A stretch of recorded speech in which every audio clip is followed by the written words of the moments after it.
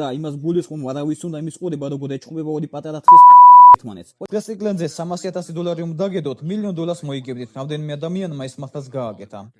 მე დავცინებ გეებს ყოველ ჯიაზე როცა შანსი მომეცება.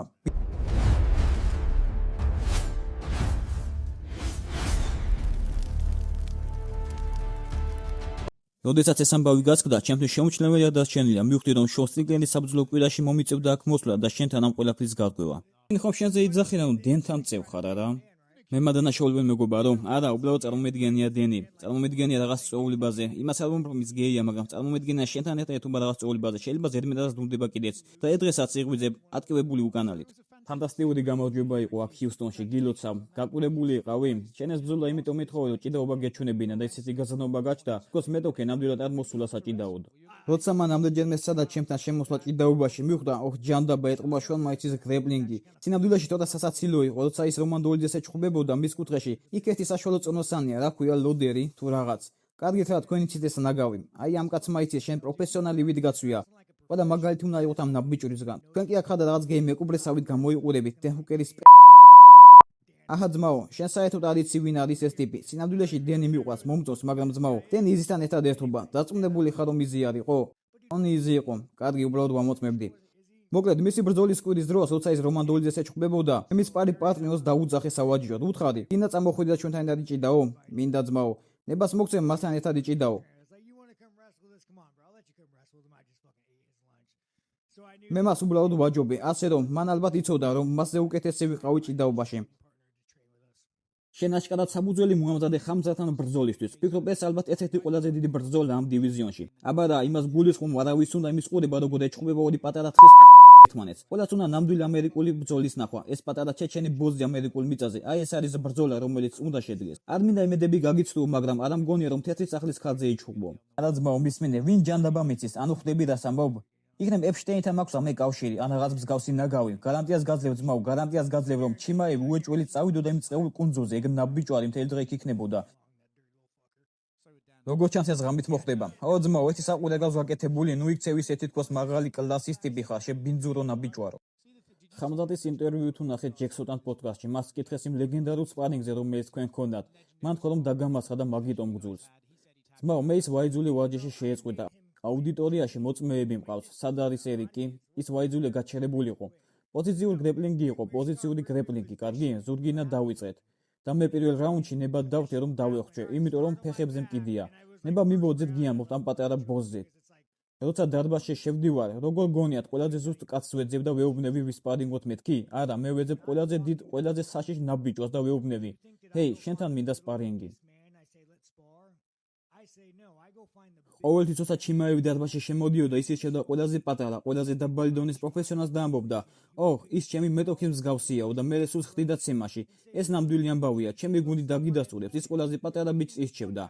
ჩიმაევი ერთი წყეული მოძალადე იყო და თუ დაუკვირდებით ის რასაც აკეთებს ამ დივიზიონში, ის უბრალოდ გარბის და იმალება. ახლა 93 კილოში მინდა გადასვა და პროჰასკასად ჩხუბიო, რომელიც ჩემპიონიც კი არ არის, ძმაო. შენ უბრალოდ გარბი ხარ და იმალები. ასე იქცეოდი, როცა ჩვენთან ვარჯიშობდი და ასე იქცევი ახლა ამ წყეულ დივიზიონში.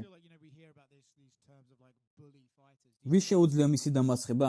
მას გულისხმობ, შეხედე, როცა ეს ჩემ ბიჭს ეჩხუბა, რა ქვია იმ პატარა ბრაზილიელ ბიჭს, გილბერტ წეულ ბენს. გილბერტ წეულ ბენსი ძმაო, კარგი ოჯახის კაცი, ეტყობა რომ მის ოჯახს ბევრი ჩხუბი უნახავს. დაწუნებული ვარ, ბარბეკიუზეც გვიანობამდე უჩხუბიათ. მაგრამ შეხედე გილბერტ ბენსი ბოლომდე დაუდგა მას. ის რაღაც 152 სანტიმეტრია და თითქმის ცემით მოკლა ის. კარგი სამუშაო გასწია. გილბერტ ბენსი ნამდვილი ველურია. შენ კი უბრალოდ ერთი წეული ბულერი ხარ, ძმაო, უბრალოდ ერთი წეული ბულერი. გილოცავ გამარჯვებას, მართლაც დიდი გამარჯვება იყო. დამისვით რაღაც სულიერული კითხვები, მოდი ვისაუბროთ გეებზე, ტრანსებზე. მოდი ემი. მოდი ვაიძულოთ Paramount-ის ტელეკომპანია დამირეკო უნდა მეჩხუბონ. ჰეი, შენ წაიყვანე თემა აქეთ, მე ამაზე არ მიკითხავს უკაცრავად. მე დავცინებ გეებს ყოველ ჯიაზე როცა შანსი მომეცება. ბიჭებო, ამაზე არ ინერვიულოთ. მე მხარს უჭერ თქვენს ცხოვრების წესს. მე არ ვარ გეი, შენ არ ხარ გეი, სერიოზულად, უბრალოდ გეკაიფები. ჰეი, ნუ იცინი, შენ საზღვაო ფლოტის ვეტერანი ხარ. შენ ფლოტში იყავი ძმაო, დამშვიდი. ჩვენ ვიცით თქვენი ამბავი. პირველ რაუნდში ისე ჩანდა, თითქოს ფლაბი ბრძოლის დროს გელაპარაკებოდა, ასე იყო? არა მგონია ფლაფის რაღაც წენა ქონოდა ჩემი მათ ბრძოლის წინ. ბრძოლის შემდეგ მოვიდა ჩემთან და მეუბნება: "ჰეი, შენ ჩემში შუათითი აჩვენეო." მე კი უთხარი: "ძმაო, რაზე ლაპარაკობ? შენი შვილისთვის შუათითი არ მიჩვენებია. საერთოდ რას ბოდავ მეთქი?" მითხრა ხალხი იჯდა და გონია რომ მას აჩვენე. ფლაფი აკაცობით წეული ადამიანი იყო, ვინც მისდვენდა. შენი აზრით პატარა გოგოს შევხედე და შუათითი ვაჩვენე? არა, მაგას არასდროს გავაკეთებდი ძმაო. ახლა კი ბოდის ვუხდი, იმიტომ რომ მე აქ ვარ. მისმა შვილმა კი ახლა ნახა როგორც მე მამამისი და თან გონი რომ წეული რასისტი ვარ. ძმაო, ახლა თავს ნაგავზე უფრო ცუდად უგზნობ. ფლაფი, გმადლობ რომ ამ ბრძოლაში გამარჯვების უფლება მომეცე და ახლა თავს ნაგვად მაგრძნობინებ. ასე რომ აქედან როგორც კი გავალ, უნდა დაურეკო ფლაფის და მის შვილს ბოდიში მოუხადო. იმიტომ რომ თავს ნაგვად ვგრძნობ. იმ ფაქტზე რა სიტყოდი, როცა გისწვენდნენ? ფეხებზე მკიდია, ხომ იცი არა? სინამდვილეში ცოტა სასაცილოც კია. ჩემმა მთელმა კუთხემ თავებით ჩაღუნა. თუ დააკვირდები, ჩვეულებრივ როცა ბრძოლაში შევდივარ, ბოლომდე კონცენტრირებული ვარ. ამ ნაბიჯვას ვუყურებ და ვფიქრობ, ახლა უნდა მოგკლა მეთქი. ისიც მე მიყურებდა. როცა ჩხუბობ, ცოტა სიძულვილი გჭირდება, ხომ ასეა? უბრალოდ ისე ვერ ვიჩხუბებ, სიძულვილიც უნდა გქონდეს, თუნდაც ცოტათი. და შევამჩნიე ჯიმ ვესტი, ეგ ნაბიჯვარი მე მიყურებს, მეც შევხედე მას. ბრძოლას დააკვირდები, ნახავ რომ ზერა გვერდზე გამექცა. იმას ვუყურებდი და სულ იმას ვფიქრობდი, შანსი არა ამ წეულ მტაცებელს ნებას არ მივცემ, რომ მომიგოს და ჩემზე გამარჯვება იზოიმოს მეთქი. ხვდები, ასე რომ ჩემი мотиваცია ჯიმ ვესტზე ფიქრი იყო. მე ზიზღება ეგ ტიპი. ხომ იცი ეს გიჟურია. თან ფლაფი მიყვას, ის ღირსეული კაცია.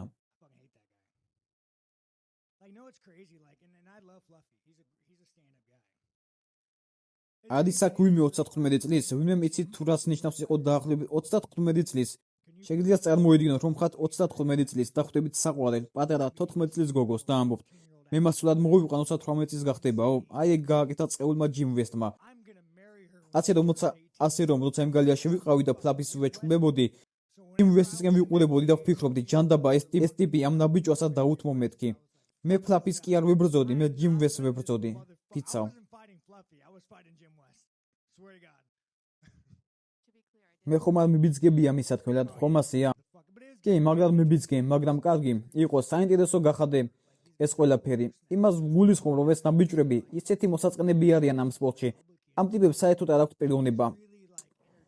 გვყავს კოლბი, რომელიც თავს აჩვენებს თვითონ რესპუბლიკელია, მაგრამ რეალურად მოსაწყენი ტიპია. ყავს ჩიმაევი, ის წეული თხი. აბა ვინ არის რეალურად შოუმენი ამ დივიზიონში? არავინ.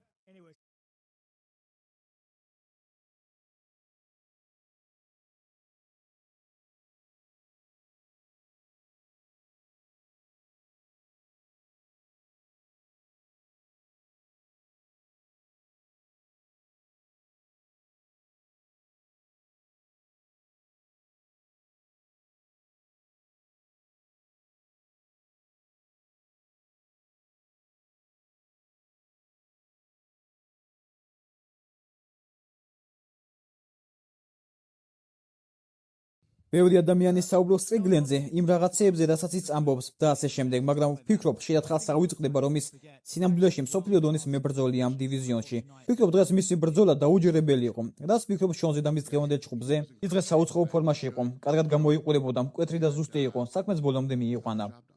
დღეს სტრიგლენდზე $300,000 რომ დაგედოთ, $1 million მოიგებდით, რამდენიმე ადამიანმა ის მართლაც გააკეთა.